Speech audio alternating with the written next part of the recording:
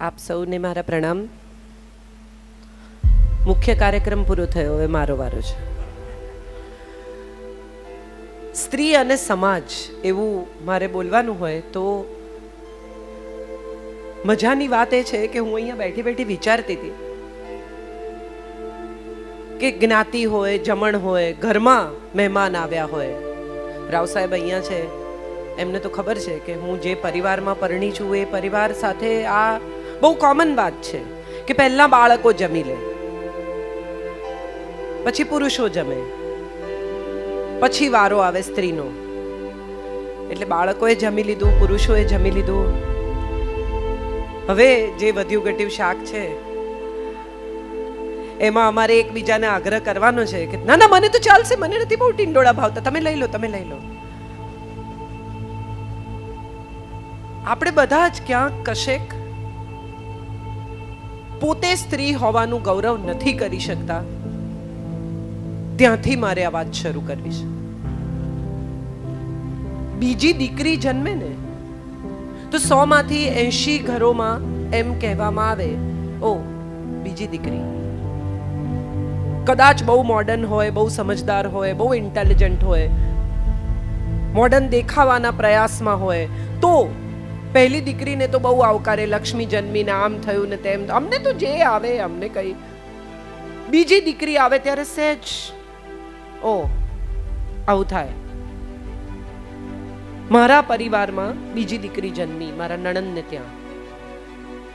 હું બધું કામ છોડીને દોડીને એને જોવા ગઈ. પહેલી કરતા વધુ વાલથી, વધુ સ્નેહથી એને મેં ઉપાડીને મેં કહ્યું, મેં કીધું બાકી બધા તને જે કહેતે દીકરા, તારું નામ મારે માટે ખુશી. પછી તો રાશિ જ ખાને જ આવી અને પીઠાવાલા સાહેબે કહ્યું ને કે મિજાજ, એટલે હું તો મારા સાસરે દાદાગીરી કરું છું, એટલે આમ નણંદ નામ પાડે પણ અહીંયા મામીએ નામ પાડી દીધું અને અમે એને આજે પણ ખુશી કહીએ છીએ. મજાની વાત એ છે કે આપણે બધા આ જે સમાજમાં જન્મ્યા એ સમાજમાં દીકરીથી શરૂ કરીને દાદી સુધી બહુ માન આપે છે સ્ત્રીને. દેવી બનાવે, પૂજા કરે. યત્ર નાર્યસ્તુ પૂજ્યંતે, પણ પૂજ્યંતે શું કરવા? યત્ર નાર્યસ્તુ વિથ યુ, ટુગેધર, સાથે. કાં તો દેવી છે કાં તો દાસી છે, વચ્ચેના સ્ટેટસમાં સ્ત્રી માટે જગ્યા નથી. કાં તો એની પૂજા કરે, ગૃહલક્ષ્મી છે, આવકારો, એની પૂજા કરો, એને જે કંઈ બીજું ત્રીજું કરીને એવા પ્લેટફોર્મ પર બેસાડો કે એને નીચે ઉતરવું હોય તો સીડી ગોતવી પડે, ભૂસકો મારે તો ટાંટીઓ તૂટી જાય. અને કાં તો એને એટલી નીચે ઉતારી દો કે સીડી મળે જ નહીં એને કદી ઉપર આવવા માટે. વ્યક્તિ તરીકે આપણે દીકરીને, પત્નીને, માને, બહેનપણીને, દોસ્તને જોવાનું ભૂલી ગયા છીએ. અને સૌથી દુઃખની અથવા સૌથી પીડાની અથવા સૌથી મુશ્કેલીની વાત એ છે કે સ્ત્રીએ પોતે પણ પોતાની જાતને વ્યક્તિ તરીકે જોવાનું બંધ કરી દીધું છે. પુરુષ ન જુએ, ચલો એકવાર એને આપણે માફ કરી શકીએ, સમય બહુ બદલાયો છે, હું ત્યાં પણ આવીશ. પણ મારે જે કહેવું છે તે એ છે કે એક દીન માં છે ને, ગરીબડી બિચારી, રડતી કકળતી, એ કોઈ દિવસ મજબૂત સમાજને જન્મ આપી શકે જ નહીં. તમારે શિવાજી જોઈતો હોય ને તો તમારે જીજાબાઈ જ થવું પડે, એમાં બીજો કોઈ રસ્તો નથી. એટલે તમારે તમારા દીકરાને અંધારામાં એકલો જતા શીખવવું જ પડે. અને હવે દીકરાને શું કામ, હવે દીકરીને પણ શીખવવું પડે. શ્રીદેવીની કથા હજી બહુ જૂની નથી થઈ. બહુ લોકોએ પત્તર ઠોકી, દારૂ પીતી હતી ને આમ કરતી હતી ને વર જોડે ફાવતું નહોતું, નાનું આમ થતું હતું ને લપસીને મરી ગઈ ને હાર્ટ એટેકથી મરી ગઈ ને ડ્રંક હતી ને. સાહેબ, આ બધાની બહાર એક લાઈન છે જે વિશે કોઈએ ભાગ્યે જ લખ્યું. 4 વર્ષની ઉંમરે એ છોકરી કમાઈને ઘરને ખવડાવતી હતી, 4 years old. એના ઘરને કમાઈને આ નાનકડું બાળક ખવડાવતું હતું. સ્કૂલ નથી ગઈ. એણે વીર સંઘવીને આપેલા એક ઇન્ટરવ્યુમાં કહ્યું કે ભાઈ મારું ફોર્મલ એજ્યુકેશન નથી થયું, હું સ્કૂલે ગઈ જ નથી, કારણ કે 4 વર્ષની ઉંમરથી એ તો સ્ટુડિયોઝમાં જતી હતી. પણ એનો આત્મવિશ્વાસ, એનો કોન્ફિડન્સ, આ વજન સાથે એણે હિંમતવાલામાં લેધરનું પેન્ટ પહેર્યું છે. જો એ સમયે એનામાં આવી તાકાત હતી તો એ કઈ પાતળી રહેવા માટે ગાંડપણ કરતી હોય એ વાત સાથે હું અગ્રી જ નથી થતી. જ્યારે ખરેખર વજન ઉતારવાનું હતું ને જ્યારે ખરેખર સેક્સી દેખાવાનું હતું, ત્યારે એણે મોટા મોટા થાઈસ સાથે લેધરનું પેન્ટ પહેર્યું જ છે હિંમતવાલામાં, અને હિંમતથી પહેર્યું છે. એ પિક્ચરનું નામ જ હિંમતવાલા છે. તો એ શું કરવા પોતાનું વજન ઉતારવાનો પ્રયત્ન કરે, શું કામ સર્જરીઝ કરાવે? આ સવાલ બહુ અગત્યનો છે. અને આ સવાલનો જવાબ એ છે કે સમાજ સ્ત્રી પાસે સતત સુંદરતાની અપેક્ષા રાખે છે. એને રૂપાળા હોવું જોઈએ, એને પાતળા હોવું જોઈએ, એની કમર સરસ હોવી જોઈએ, એના વાળ લાંબા હોવા જોઈએ, એની સ્કિન સરસ હોવી જોઈએ. વહુ શોધવા જાય ને ત્યારે પણ તમે દિવ્ય ભાસ્કરમાં, ગુજરાત સમાચારમાં એડ વાંચજો, ઊંચી પાતળી ગોરી સુશીલ સંસ્કારી. મન તો મોડે થઈ ગયું છે. કોઈ પરિવારમાં કોઈ એમ કે છે કે સાહેબ અમને તો સેન્સ ઓફ હ્યુમર સારી હોય એવી છોકરી જોઈએ, હસી શકવી જોઈએ, પરિવાર જોડે મજા કરી શકવી જોઈએ. સસરાને સસરા નહીં પણ પિતામાને સાચું મોઢે કહી શકે નમ્રતાથી, ખોટું થતું હોય પરિવારમાં તો. આવી દીકરી આપણને નથી જોઈતી. અને સાહેબ સાસુઓ ભેગી થાય ને બહુ મજા આવે. કીટી પાર્ટીમાં, બીજા બધા કાર્યક્રમોમાં અમારી વહુએ બનાવ્યું છે. બનાવ્યું હોય કે ના બનાવ્યું? કેમ? તો કે મારી વહુ રસોઈ કરે છે, મારી વહુ ઘર સાચવે છે. આ એણે ગૂંથ્યું છે, આ એણે કર્યું છે. એણે નથી કર્યું, એને કંઈ નથી આવડતું સાહેબ. પણ ખરેખર જે દિવસે સાસુ માંદી પડે ને એ દિવસે બેડ પેન આપી શકે છે, કોઈ પણ પ્રકારના સૂગ વગર, સંકોચ વગર. તો એને માટે તાળીઓ પાડજો. એ સમોસા નહીં બનાવતી હોય ને તો ચાલશે, બજારમાં બહુ મળે છે ને આપણે રોજ સમોસા ખાવાય નથી. આપણે બધા સ્ત્રીની ક્વોલિટીઝને છે ને જુદી રીતે જોતા શીખ્યા, અને આની પાછળ સમાજનું બહુ મોટું પ્રદાન છે. આમ જુઓ ને તો સમાજમાં અડધો હિસ્સો સ્ત્રીઓનો છે. આજે એમણે કહ્યું ને 50%થી વધારે હાજરી સ્ત્રીઓની છે. આ દીકરીઓ જે યુનિફોર્મ પહેરીને બેઠી છે એ આવતીકાલના સમાજમાં ભળી જશે. જે સ્ત્રીઓ સાડી પહેરીને બેઠી છે, 50ની ઉપર છે, એ ધીમે ધીમે સમાજને જુદી દિશામાં લઈ જઈ રહી છે. જૂની પેઢીને પ્રશ્ન પૂછે ને એવી કોઈ નવી પેઢી મંજૂર નથી. સવાલ નહીં પૂછો. કેમ કરવાનું? કારણ કે શાસ્ત્રમાં લખ્યું છે. કયા શાસ્ત્રમાં ખબર નથી, પણ શાસ્ત્રમાં લખ્યું છે, મને ખબર છે. તમને કેવી રીતે ખબર છે? ભાઈ બ્રાહ્મણોએ કહ્યું, વડીલોએ કહ્યું. વડીલોને કોણે કહ્યું ખબર નથી. હમણાં એક બહુ મજાની વાત થઈ. રહીશભાઈ, આ બહુ તમને રસ પડે એવી વાત છે. સત્યનારાયણની કથામાં એવી વાત આવે છે કે સાધુ વાણીઓ અને એની પત્ની લીલાવતી વાર્તા અધૂરી છોડીને ભાગી ગયા, એની દીકરી આવી એટલી. પણ આ વાત તો સત્યનારાયણની કથામાં આવે છે. તો એ કઈ વાર્તા કે જે એમણે અધૂરી છોડી? આવો સવાલ મેં પૂછ્યો. એટલે અમારે ઘરે કથા કરવા આવેલા એ બ્રાહ્મણે એમ કહ્યું કે બેન તમે બહુ સવાલ પૂછો છો. જે કથા એમણે અધૂરી છોડી એ તો આપણને ખબર જ નથી. આપણે તો જે વાર્તા સાંભળીએ છીએ એ વાર્તા સાધુ વાણી અને લીલાવતીની વાર્તા છે. તો એમણે જે પૂજા અધૂરી છોડી એ કઈ વાર્તા? આ પહેલો સવાલ. બીજો બહુ ઇન્ટરેસ્ટિંગ સવાલ કે જે ધનુષ્ય સાથે સીતા 12 વર્ષની ઉંમરે રમતા હતા. લોકોને આશ્ચર્ય થઈ ગયું કે ઓહો, આટલી નાની છોકરી 12 વર્ષે રમે છે. એ ધનુષ્ય 20, 22, 25 નો રાવણ 20 હાથે ન ઉપાડી શક્યો. બરાબર? એના આંગળા ચકદાઈ ગયા, જે કંઈ પણ થયું એની સાથે. એ રાવણ જે 12 વર્ષે ધનુષ્યથી રમતી છોકરીને ન ઉપાડી શક્યો, એ છોકરીને જ ઉપાડી ગયો.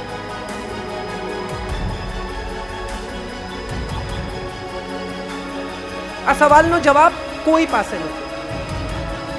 આ સવાલનો જવાબ એ છે સાહેબ કે સાધુ વેશે આવેલો રાવણ અને સ્ત્રી અંધશ્રદ્ધાનું સૌથી મોટું પ્રતીક છે. ભગવા વેશે આવેલા તમામને, સ્વામીજી મને પ્લીઝ માફ કરજો, તમામને નમવું એ ધીરે ધીરે સ્ત્રીની પ્રકૃતિ થતી જાય છે. ખરેખર સ્વામીજી જેવા કેટલા લોકો છે કે જે ભગવાનને શોભાવે છે, ભગવા એમનાથી શોભે છે. એવા કેટલા નામો તમે લઈ શકો આજના સમયમાં. રામ રહીમથી શરૂ કરીને, આસારામથી શરૂ કરીને કેટલા લોકો છે જેના દરબારમાં તમે દાખલ થાઓ પછી તમારે પૈસા આપવાના, અને પછી એ કે લાલ ચટણી ખાઓ ને લીલી ચટણી ખાઓ ને કેળા ખાઓ ને સમોસા ખાઓ અને તમારી જિંદગી સુધરી જશે. આ બધા જ ધીરે ધીરે આપણને એ દિશામાં, તમે દિવ્ય ભાસ્કરની પૂર્તિઓ જુઓ, મારું જ છાપું છે, હું જ લખું છું, છતાં મારે તમને કહેવું છે કે એની પૂર્તિઓ તમે જુઓ તો તમને સમજાય કે છેલ્લા પાને જ્યોતિષ ને વશીકરણ ને નિવારણ ને ફલાણું ને કામ થવાની 100% ગેરંટી. સાહેબ, તમારું કામ થતું હોય તો જાતે કરી લો, એડ કેમ આપો છો? તમારે એડ આપવી પડે છે એનો અર્થ જ એમ કે તમારી પાસે ક્લાયન્ટ નથી. તો બોલાવો વશીકરણથી ક્લાયન્ટને. તમારે એડની ક્યાં જરૂર છે? આપણે બધા જ ક્યાંક ને ક્યાંક કશેક ને કશેક એવા વિસ્તારમાં પ્રવેશી ગયા છીએ જે વિસ્તારમાં અજ્ઞાન છે, અંધારું છે, સમજણ નથી, યુદ્ધ છે જાત સાથેનું અને બીજા સાથેનું. બહુ જ બધી સ્ત્રીઓ એવું કહે છે કે સ્ત્રી જ સ્ત્રીની દુશ્મન છે, સ્ત્રી જ સ્ત્રીની દુશ્મન છે. મારે ખરેખર હૃદય પર હાથ મૂકીને એવી સ્ત્રીઓને પૂછવું છે કે એવી કેટલી સાસુઓ છે કે જે પ્રેગ્નન્ટ વહુ પગથિયા ઉતરતી હોય ત્યારે પગથિયા પર તેલ રેડે. એકતા કપૂરની સિરિયલ સિવાય આવું ક્યાંય થતું નથી. અને છતાંય આપણે આખી બપોર ભલું હોય તો બીજી વાર પણ એનો એ એપિસોડ જોઈએ છે એવું વિચારીને કે કંઈક બદલાઈ ગયું હોય તો. ગુજરાતી સ્ત્રી પાસે ધીરજ છે સાહેબ, એક ક્ષમા છે કે એકનો એક એપિસોડ 2 વાર જોઈ શકે છે. એટલી ધીરજ છે. આ હું માનું છું ત્યાં સુધી સમાજને બનાવનારી સ્ત્રી છે. ઇતિહાસનું વહન કરે છે પોતાના ખભા પર. એની પાંસળીમાંથી, એના ગર્ભમાંથી ઇતિહાસ પસાર થાય છે. આખી એક નવી પેઢીને જન્મ આપવાનું કામ ઈશ્વરે સ્ત્રીને સોંપ્યું. શું વિચારીને? એવું વિચારીને કે એના ગર્ભમાંથી નીકળનારો આ જીવ, આ આત્મા, આ શરીર કોઈક એવા અપૂર્વ તેજ સાથે આવશે. કારણ કે આના શરીરને તેજ આપ્યું છે સાહેબ. એક બહુ જ સુંદર દુર્ગા ભાગવતની કથા છે. મને ખબર નથી કેટલા લોકો જાણે છે આ દેવી ભાગવતની વાત. એમાં દુર્ગાના અવતરણની કથા છે કે જ્યારે ઇન્દ્ર ગુસ્સે થાય છે અને એના પર જ્યારે આક્ષેપ મુકાય છે ત્યારે એક તેજનો ગોળો આવીને ઊભો રહે છે. ઇન્દ્ર કહે છે કે ખસ વચ્ચેથી. અને તેજનો ગોળો કહે છે કે તું તો તાકાત વાળો છે, ખસેડ, તને તો આવડે છે. ઇન્દ્ર ફૂંક મારે છે, ગોળો વધુ પ્રજ્વલિત થાય છે. ઇન્દ્ર વરસાદ લઈને આવે છે, ગોળો વધુ પ્રજ્વલિત થાય છે. ઇન્દ્રને તાપ લાગવા માંડે છે, ગભરામણ થાય છે. અને છેલ્લે જ્યારે એના બધા જ શસ્ત્રો અસ્ત્રો બેકાર થાય છે ત્યારે ગોળામાંથી દુર્ગા પ્રગટે છે અને એને કહે છે પગે પડ, વેદ હું તને શોધી આપીશ. વેદ ચોરાઈ ગયા છે. આ પ્રાગટ્ય છે દુર્ગાનું. અને દરેક સ્ત્રીમાં દુર્ગા છે. એ પંજાબી પહેરતી હોય તો પણ, પેન્ટ પહેરતી હોય તો પણ, મંદિરમાં જઈને પેન્ટ પહેરીને દુપટ્ટો ઓઢ્યા વગર પગે લાગતી હોય તો પણ. દુર્ગા તો ભીતર છે. તમે શું પહેરો છો એની સાથે તમારી દુર્ગાને કોઈ નિસ્બત જ નથી સાહેબ. કેટલા બધા પરિવારોમાં એમ કે અમે તો એને જે પહેરવું એ પહેરવાની છૂટ આપી છે. આ છૂટ આપનાર કોણ નક્કી કરે કે કોણે શું પહેરવું? હમણાં જ્યારે મેં મારા ફોટા સ્વિમિંગ સૂટમાં અપલોડ કરેલા મારા દીકરા સાથે, ત્યારે બહુ ધમાલ ચાલેલી કે ગુજરાતી લેખક આવા ફોટા અપલોડ કરે ને તમે સમજો છો શું ને ગુજરાતી ભાષાની અસ્મિતા અલબલી ગઈ, જાણે હું મારા સ્વિમસૂટથી લખતી હોઉં, હાથથી નહીં એમ. મજાની વાત એ છે કે હું અહીંયા આવું છું તો હું સાડી પહેરીને આવું છું. મને ખબર છે કે આ મંચની શોભા શું છે, મારી સાથે કોણ બેસવાનું છે, મારે કોની કેવી ગરિમા જાળવવાની છે, મારી સંસ્કૃતિ શું છે, મને ખબર છે આ વાત. પણ હું મારા દીકરા સાથે ઈસ્ટ આફ્રિકામાં હોલિડે કરતી હોઉં, ત્યાં સ્વિમિંગ પુલ પર હું સાડી પહેરું એવી અપેક્ષા જરા વધારે પડતી નથી? હું ત્યાં શું કરી રહી છું? હું મજા કરવા ગઈ છું. આનંદ કરો કે આટલી બિઝી રહેતી સ્ત્રી 22 દિવસ એના દીકરાને લઈને હોલિડે કરવા ગઈ છે ને 21 વર્ષનો દીકરો ના પાડ્યા વગર માની જોડે ગયો છે એટલે માં મજા કરાવતી હોવી જોઈએ. એનસીસી નો કેમ્પ નહીં હોય. આ વાત તરફ આપણે જોતા જ નથી. પછી મેં મારા ફેસબુક પર લખ્યું કે આપણને શોર્ટ્સ પહેરી અને સંસ્કૃત બોલતી સ્ત્રી મંજૂર નથી. આપણને સાડી પહેરીને શરાબ પીતી સ્ત્રીની ટેવ પડી ગઈ છે. આપણે બધા દંભી છીએ. ક્યાંક ને ક્યાંક, કશેક ને કશેક સ્ત્રીને બહુ માન આપીએ છીએ. દીપકભાઈએ કહ્યું કે સ્ત્રી વગર ન ચાલે ને સ્ત્રી વગર આમ. હું બહુ રિસ્પેક્ટ કરું છું એમણે જે કહ્યું એનો. પણ સત્યથી હૃદય પર હાથ મૂકીને કહો કે કેટલા ઘરોમાં વિધવા માને દીકરાની જાનમાં પોષ ભરવાનો અધિકાર આપવામાં આવે છે? કેટલા ઘરોમાં? માનો અધિકાર છે પહેલો. દીકરો જો જાન ઉગલતી હોય અને દીકરો જો જાન લઈને જતો હોય તો આ અધિકાર માનો છે. જુવાન ભાભી ઘરમાં વિધવા હોય તો એને આગળ આવવા ના દે સાહેબ, અપશુકન થઈ જાય. અને વિધુર બાપ હોય તો કાંઈ વાંધો નહીં, એને તો જાનમાં જવાય. અને આ ક્યાં છે તો કે શાસ્ત્રમાં લખ્યું છે. કયા શાસ્ત્રમાં તો ફરી પાછા ત્યાં આવી ગયા, ખબર નથી. પીરિયડ્સમાં હોય ત્યારે સ્ત્રી મંદિર ન જઈ શકે. આવી એક વાત વર્ષોથી આપણને શીખવવામાં આવી છે. આની પાછળ બે વસ્તુઓ છે. વિજ્ઞાન છે જેમાં આપણે પડ્યા નહીં. વિજ્ઞાન એ છે કે એ દિવસોમાં સ્ત્રીની માનસિક સ્થિતિ, શારીરિક સ્થિતિ બહુ સારી ન હોય. સાસુ એની પાસે કામ કરાવે અથવા ઘરના કામ ન કરવા પડે માટે એને આ દિવસોમાં આરામ મળે માટે એને દૂર બેસાડી કે 4 દિવસ આરામ કર, તારે રસોડામાં નહીં જવાનું. અને બીજી વસ્તુ છે હાઇજીન. આ સેનેટરી પેડ્સ તો હવે આવ્યા. એ દિવસો જ્યારે હાથે કપડાં ધોવા પડતા હતા પોતાના માસિક ધર્મ દરમિયાન, ત્યારે આ કપડાં ધોવા એની સાથે માથાકૂટ કરવી, હાથ કેવા હોય, શું હોય, તો હાઇજીનના હિસાબે કે ભાઈ એને આ 4 દિવસ દરમિયાન દૂર રહેવા દો. એને આપણે આજે પણ ઠોકી બેસાડ્યું, ભગવાન સાથે જોડી દીધું, ઈશ્વરમાં મંદિરમાં નહીં જવાનું, ઘરમાં પૂજા નહીં કરવાની, આમ નહીં. સાહેબ, એ માસિક ધર્મ છે ને તો નવી પેઢીઓ જન્મ લઈ રહી છે. જે દિવસે એ નહીં હોય ને એ દિવસે માણસ જાત માટે તરસી જઈશું. ઈશ્વરે પોતાની લગોલગ બેસાડી માં બનવાનો અધિકાર આપ્યો કે માણસ જાત આને લીધે જીવતી રહેશે. અને જે સ્ત્રીઓ, હવે વુમન એમ્પાવરમેન્ટનું વીક ચાલુ થશે, રોજના 2-3 કાર્યક્રમો રહીશભાઈ. અને એવી સ્ત્રીઓ કે જે બધી ઓલરેડી એમ્પાવર્ડ છે એને જઈને આપણે એમ્પાવર કરવાની. પિંક પહેરવાનો આજે કોડ છે ને કાલે આમ કરવાનું ને પછી વુમન એમ્પાવરમેન્ટની પાર્ટી. મારે એ તમામ સ્ત્રીઓને પૂછવું છે કે વુમન એમ્પાવરમેન્ટના નામે કેટલી સ્ત્રીઓએ પોતાના ઘરની બાઈને અડધા દિવસની રજા આપી. વુમન્સ ડે છે ને તો એને પણ અડધો દિવસ એના પરિવાર સાથે રહેવા દો, એને પણ મનાવા દો છુટ્ટી. નથી કરતા આપણે. વુમન એમ્પાવરમેન્ટ એટલી જ સ્ત્રીઓ માટે છે કે જેટલી ઓલરેડી એમ્પાવર્ડ છે એને ખબર છે કે આ વુમન્સ ડે છે. પેલી તો બિચારીને કાંઈ, એને 8મી માર્ચ બી ખબર નથી. એ માંગશે નહીં અડધા દિવસની રજા, એનો કોઈ અધિકાર નથી. મધર્સ ડે નો દિવસ હોય, છોકરાઓ માને કાર્ડ આપે ને ગિફ્ટ આપે ને સરપ્રાઈઝ આપે ને પાર્ટી કરે ને, અને ઘરની બાઈ છે એનું છોકરું માંદું પણ હોય તો આપણે કહીએ કે આજે તો ઘરમાં બધા જમવામાં છે, આવી જજે ટાઈમસર. કેમ એને મધર્સ ડે નથી? આ બધી સગવડો, સવલતો, મજાઓ, દિવસો એના માટે છે જેની પાસે ઇકોનોમિકલ એવું બેકગ્રાઉન્ડ છે કે જેને આ પોસાય છે. બાકી આ બધા દિવસો, ઇન્ટરનેશનલ મધર્સ ડે ને ઇન્ટરનેશનલ વુમન્સ ડે ને ઇન્ટરનેશનલ ડોટર્સ ડે એના માટે નથી કે જેને આ ખબર જ નથી. જરૂરત તો એ છે કે તમારે ઘરે કેરીનો ટોપલો આવે ને સિઝનનો, તો તરત જ ઘરમાં કામ કરનારા લોકોને 5-5 કેરી આપી દેજો, કારણ કે એનું પણ બાળક છે, એનો પણ પરિવાર છે. અહીંયા આવવાનું સ્વીકાર્યું એનું સૌથી મોટું કારણ, આ તો બધાએ મને પછી માહિતી આપી, ગૂગલ પર સીકે પીઠાવાલા વિશે ખૂબ માહિતી છે અને જે મેં રિસર્ચ કરી, જોઈ, વાંચીને હું આવી છું.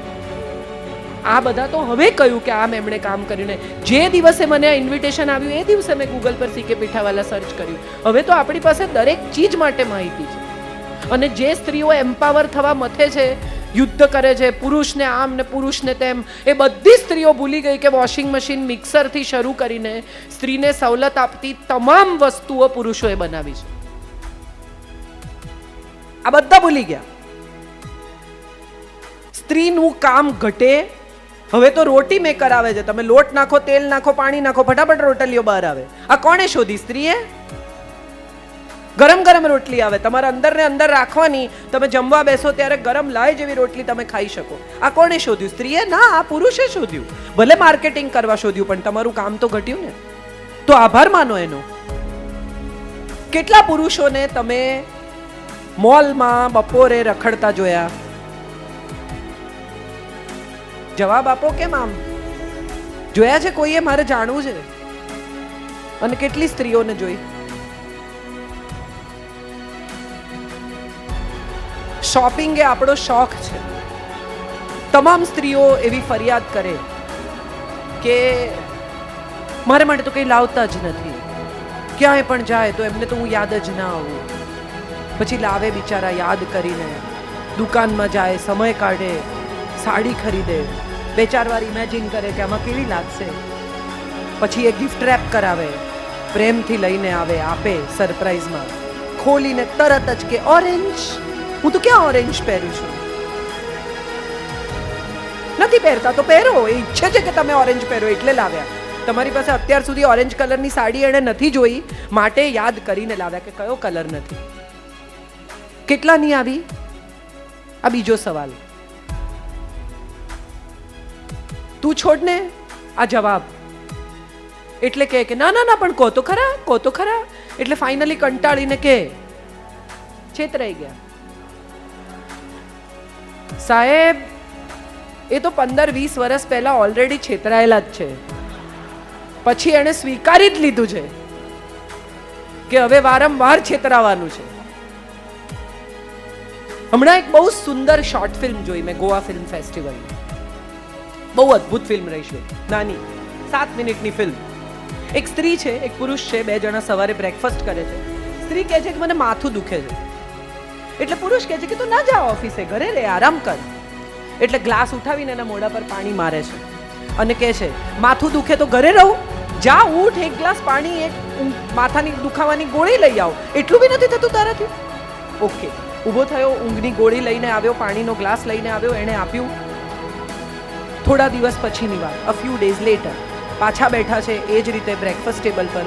સ્ત્રીએ કહ્યું કે આજે ઓફિસ જવાનું મન નથી થતું. એટલે તરત ઊભો થયો, માથાના દુખાવાની ગોળી, પાણી લઈને આવ્યો. સ્ત્રીએ ફરી પાણીનો ગ્લાસ એના મોઢા પર માર્યો ને કહ્યું મેં એમ નથી કહ્યું કે મને માથું દુખે છે, મેં એમ કહ્યું કે મને મન નથી થતું, ગીવ મી અ હગ. ઓકે. ફરી થોડા દિવસ રહીને એને કહ્યું કે મારો મૂડ સારો નથી.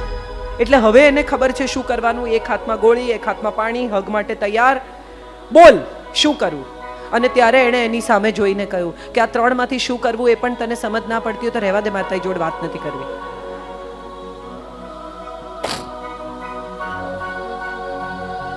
જ્યારે રામ વનવાસમાં હતા, સંપૂર્ણપણે સીતાના, કોઈ બીજું ઇન્ટરપ્શન જ નહીં, ત્યારે સીતાએ કહ્યું જા સુવર્ણ મૃગની કાંચળી લઈ આવો, સોનું લઈ આવો. સોનું ક્યાં છે મારી પાસે? અને જ્યારે આખી સોનાની લંકામાં લઈ ગયા ને સાહેબ, ત્યારે એણે કહ્યું હવે લંકા નહીં, હવે તો રામ. આપણે બધા આવા છીએ. સાડી ખરીદીને બહાર નીકળો કે તરત બીજાની જોઈને એમ થાય કે યાર આ લીધી હતી, આ બેટર છે.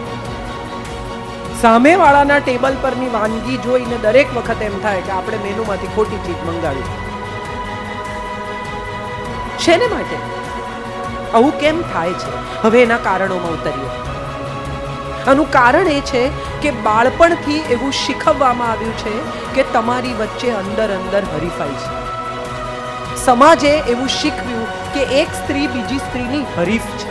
વહુ પરણીને આવી તો સાસુની હરીફ, સાસુ વહુની હરીફ, દેરાણી જેઠાણીની હરીફ, જેઠાણી દેરાણીની હરીફ, નણંદ ભોજાઈની હરીફ, ભોજાઈ નણંદની હરીફ.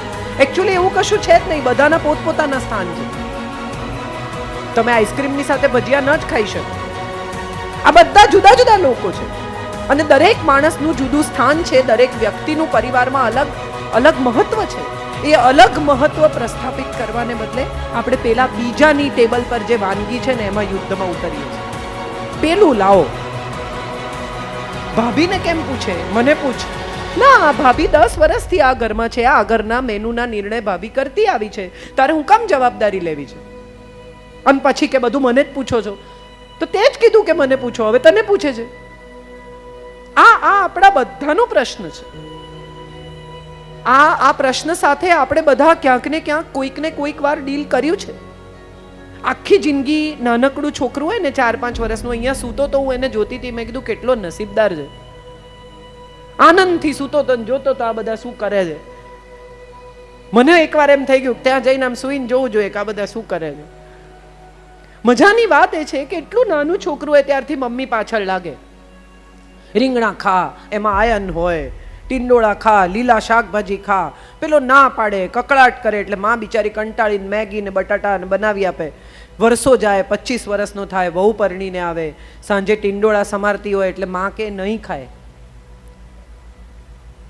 પણ પેલો આવે અને 3 રોટલી ગપાગપ ખાઈને ઊભો થઈ જાય અને માને લાગી આવે કે મેં આટલી વાર એને ટ્રાય કરી પણ મેં કીધું તો ખાધું નહીં, તો તમને તો આનંદ થવો જોઈએ કે જે 25 વર્ષમાં તમે ન કરી શક્યા આણે 25 મિનિટમાં કરી નાખ્યું. તમારી જે જોબ તમે પૂરી નથી કરી શક્યા એ જોબ આણે પૂરી કરી. ઉલટાનું કોંગ્રેચ્યુલેશન કહેવું જોઈએ કે દીકરા યાર શું કર્યું, મને પણ શીખવ. What's wrong about it? આ સમાજ સ્ત્રીને એકબીજાની સામે ઊભી રહેતા શીખવે છે, સાથે ઊભી રહેતા નથી શીખવતો. એ આપણો સૌથી મોટો પ્રશ્ન છે.